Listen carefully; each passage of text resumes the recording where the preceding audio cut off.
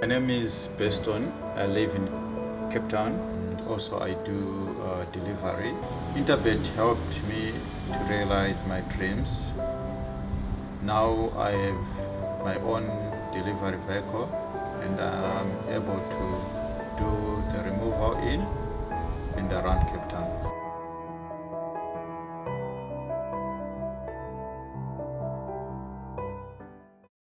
Hello racing fans, and welcome to our Gallop TV preview show for Hollywoodbets Scottsville on Sunday the 28th, where we got 8 races carded. There are some feature races that we're going to speak about. The In Full Flight Handicap, the Tab Gold Stelitzia, the Tab Gold Godolphin Bar, both those races for juveniles. And of course, nice to see Dennis Strye's name being put alongside the Poinsettia Stakes, which is a Group 3. Before we go to our interview packages, reruns and analyze race number 1, Graham Hawkins is in town, so he's in studio. Usually he's on the line for Hollywoodbets Kenilworth. Nice to have him in town. Graham, you've been here now for a few weeks, and you'll be here during our KZN Champion season, which is just around the corner.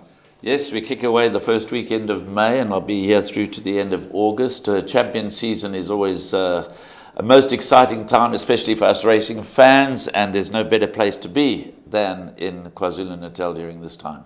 Well, let's get straight into it, Graham, and we'll begin with our rerun package along with interview with Duncan Els. Grey on the inside. Further back is Penny's Will, Prom Queen, Stew's Girl. Sheets and Goggles been hooked towards the middle outside and starting to let down with a big finish, but in the green zone. In the green zone's gone a length clear. On the inside is Disting, who's running a cracker. Prom Queen. Prom Queen starting to finish home hard. Great finish, very close. Wow, that was a great race. I think Prom Queen got there. View at the subway, 300 metres to go. Diarani's trying to go in, Extractions on the outside. Grand Occasion's going to lift 3 lengths to make up. Ethereal View coming to the final 200 metres. Has a length and a half to spare. And it's Ethereal View and Tristan got it going on strongly. Diarani along the inside, but Ethereal View's got it wrapped up. Second spot, very close, maybe her royalty. Then Diarani. A very nice filly. She will need this run, and she'll be looking for further in the future. Cape Capri, she had a very good first run. She had good pace in the race. I thought the going caught her out that day. It was a little bit soft, and she's quite a speedy filly. I don't think she'll have an issue stepping up to the 1200 metres. I think it's quite a competitive juvenile race, and I think she's capable of running into the first 4. Well, we saw some reruns there, Graham, of Disting on debut and, of course, Diarani on debut. And then thanks to Duncan Els for his input on his runners. Graham, I'm expecting a form result here in the first leg of the bar pot. Disting could be the filly that sets the standard.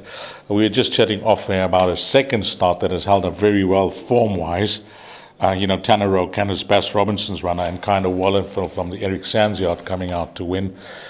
If she settled in nicely, we don't know how she's settled in, but we saw a horse the other day from the Glen Cotson stable come out and win in open company at 2-year-old. So the signs are there that his horses have travelled down well. But if she's, fit well and ready to put her best foot forward, it looks like she's the right horse at the top of betting boards.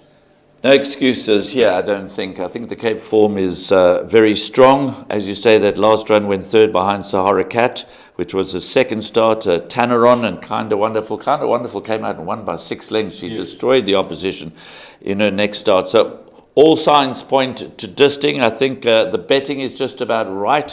She is entitled to be that short in the market. There was a touch of even money available at one stage. It's now 9 to 10. But obviously, fillies like Isibulo, Cape Capri and Diarani, they can improve a ton with the benefit of that run under the belt. But I'm confident, certainly from a bipod perspective, that Disting shapes up as a banker, and I'm confident that she'll come home first. Your years of experience racing at Hollywoodbets Scottsville, we've seen it time and time again where good horses with the form to win come and get caught out at that track. Is it a big advantage that, numbers 2 and 8 have run there on debut and run good races? That's a tough question. Scottsville is never a problem when you're standing in the winner's enclosure. It's an often used excuse when you're standing in the second, third, and fourth box. I think good horses rise to whatever challenge you throw at them. But yes, these are young 2-year-old fillies, and Disting's had to travel up from the Western Cape. I think the word from the yard, everything is in good order. They've travelled well. The stable's had a winner. So I think she remains the one to beat. But yes, clearly when you've had experience of the track and the trip, that's got to stand you in good stead. Yeah, it was a good result for Michael Roberts when 2 and 6 ran behind Siberian Wilt. He also had the second place runner there, Little Black Gem. Just quickly, Graham, we saw that replay of Diarani.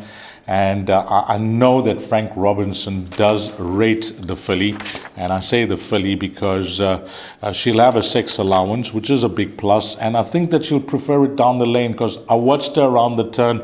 She was a bit uneasy, and she only started to get her mind on the job when the race was over. The form hasn't held up, but I think there's lots more to come from her.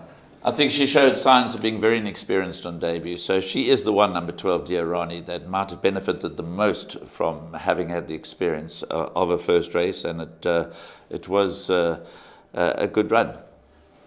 Bipod, are you going to banker the top 1 year Disting, or are you looking for cover? I think the Bipod is a mixture of what appear to be easy races and tough races. I think the second race in particular, if you're not in the camp of, and we'll get to that in a moment, but if you're not in the camp of Professor Lupin, that race is wide open, so you've got to probably go a little wider. So yes, to answer your question, I'm going to bank at Disting.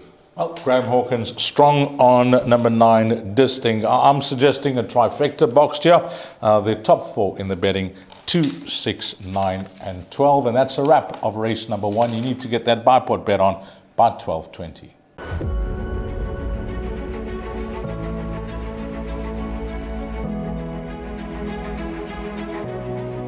It's good fun. Days like these are great. You get the whole industry together, and to have, companies and corporations like Interbet and Cape Racing who are so generous with sort of time and energy into making a day like this possible is it's fantastic for everyone.